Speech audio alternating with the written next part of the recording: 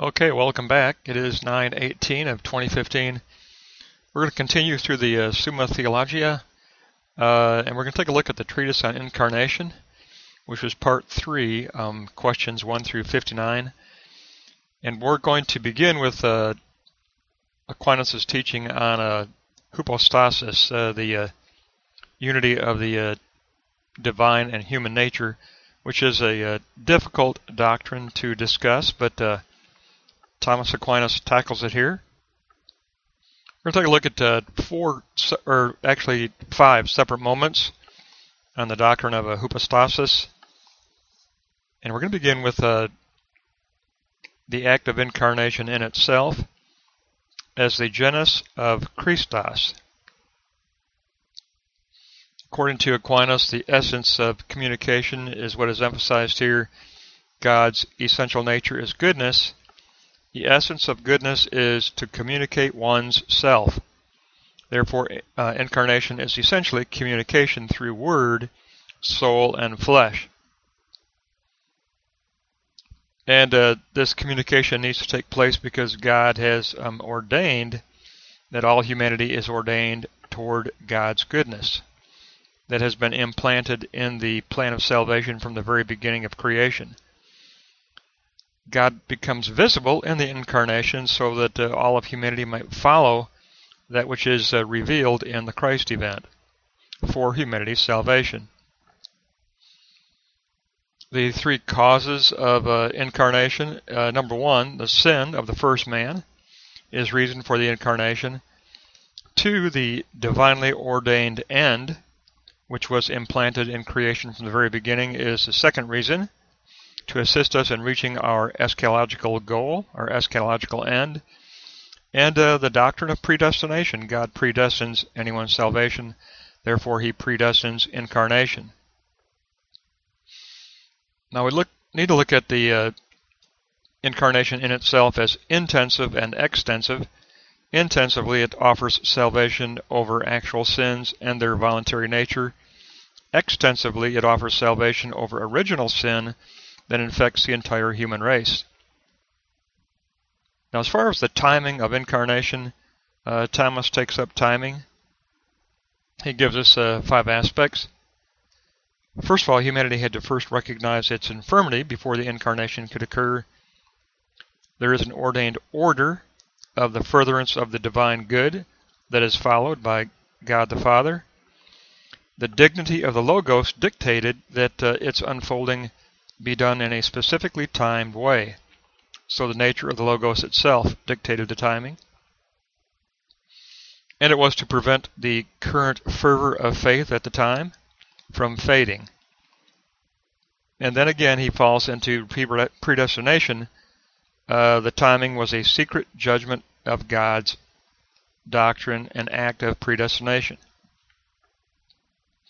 The unfolding of the Logos ordering took place in 2 ways. Beginning with the imperfection of humanity, it prompted the highest perfection of the incarnation. Or, beginning from the perfection of the incarnate Word, it is the efficient cause of the perfecting teleology of human nature in creation. So for Aquinas, incarnation is not only terminus, it is also the principle of perfection in the creative plan of salvation of the divine. So he gives us the genus, he gives us the core in itself substance of the act of incarnation, but the genus of the incarnation encloses 2 aspects of eidos. It encloses 2 species. It encloses the divine nature and it encloses the human nature, and those exist in unity within the genus of the substance of the Christos universality of personhood. So he next wants to discuss the unity of the eidos of theos and the eidos of anthropos, or anthropos. In other words, the unity of divine nature and human nature. So it is a genus and species type of a doctrine that discusses incarnation. The genus is the person of the Word, and a species equals the 2 natures that are enclosed in the person personhood of the Word. So Hupostasis, the person of the Word, equals the substantial essence of incarnation.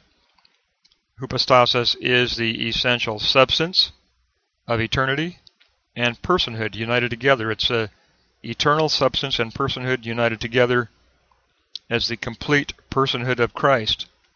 So the Hupostasis foundational substance is the personhood of Christ. And personhood encloses the eidos of divine nature and the eidos of human nature.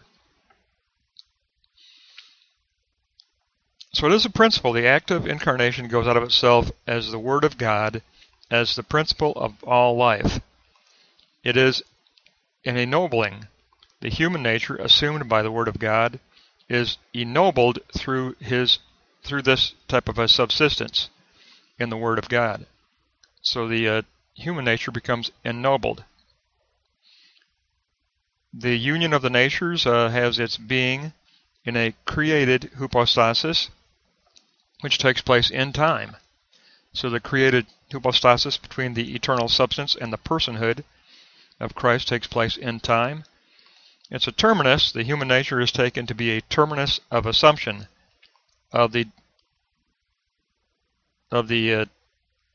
human nature into the hypostasis of the divine. It is preeminent. The hypostasis of divine personhood, which encloses the two natures, is the preeminent unity. And then, of course, grace. The act of incarnation goes out of itself as grace. Fundamentally, the act of incarnation is directed toward grace. And grace includes the will of God and the gift of God. Humanity needs grace in order to be lifted above its natural capabilities. We are lifted by the personal being of Christ through the mediation of knowledge and love. Now, the concept of sinlessness, Jesus did not progressively become the Son of God. According to Thomas, Jesus was born in an initial hypostasis of the divine substance being coupled with personhood. It was not something that became a progressive attainment, because he had no other hypostasis beginning. The assumption of the human nature left no room for sin in him. The causality of hypostasis is the divine nature, which is prioritized over human nature.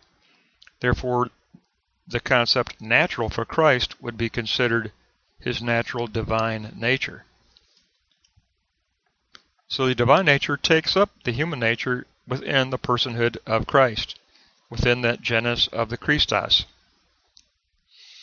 And so take a look at the center of the chart, take a look at Roman numeral 3, and we have a diagram of hypostasis. It is the outer enclosure of the genus Christos, of the eternal substance plus personhood, which encloses the eidos form of God, theos, and the eidos form of humanity or human nature of anthropos. So eidos theos and eidos anthropos are enclosed within the genus of Christos, eternal substance and personhood of Christ. The unifying personhood of Christ, which is the divine substance, encloses the divine nature and the human nature. And so we've got that doctrine of hypostasis fundamentally defined by Thomas Aquinas. And now we need to talk about the efficacy of salvation that doctrine of hypostasis accomplishes by taking a look at the fourth and fifth moment. If we look at the fourth moment, Thomas talks about the Son of Man and the mediation of temporal sonship. There are 5 modalities of temporal sonship. Adoption, our adoptive sonship, is acquired through the appropriation by the Father through the Incarnation.